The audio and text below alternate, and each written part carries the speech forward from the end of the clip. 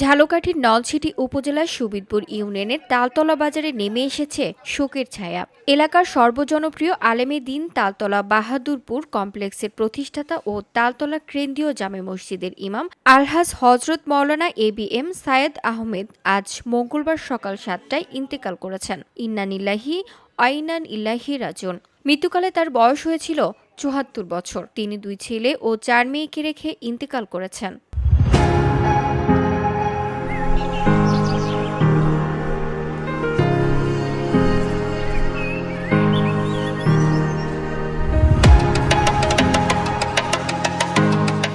হাফেজ সাহেব ছিলেন এমন এক ইমাম যিনি এলাকায় প্রায় প্রতিটি জানাজার নামাজের ইমামতি করতেন। তার কণ্ঠে জানাজার তালিম শুনে অসংখ্য মানুষের চোখ অশ্রুসিক্ত হতো। মৃত্যুকে সামনে রেখে তার বলা গভীর ও হৃদয়স্পর্শী উপদেশ মানুষের হৃদয়ে আলোড়ন তুলত।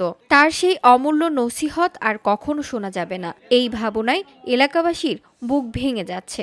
শিক্ষা, আমল আর আখলাকে ছিলেন অনুকরণীয় এক আলেম। তিনি ছিলেন সৎ, বিনয়ী ও আল্লাভীরু মানুষ।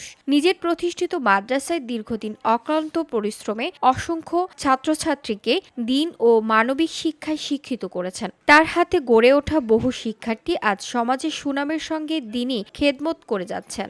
আজ আসরের নামাজের পর তালতলা মহিলা আলিম মাদ্রাসা মাঠে তার জানাজার নামাজ অনুষ্ঠিত হয়। জানাজায় অংশ নেয় হাজারো মানুষ। এলাকাবাসী, শিক্ষক, শিক্ষার্থী, ভক্ত, অনুরাগী সহ বিভিন্ন শ্রেণী পেশার মানুষ। পুরো মাঠ জুড়ে নেমে আসে শোকাবহ পরিবেশ। কান্নায় ভেঙে পড়ে প্রিয় শিক্ষার্থীরা।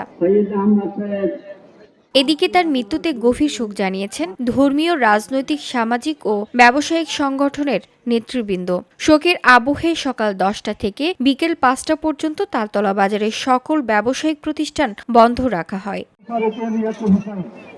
VOD Bangla news desk.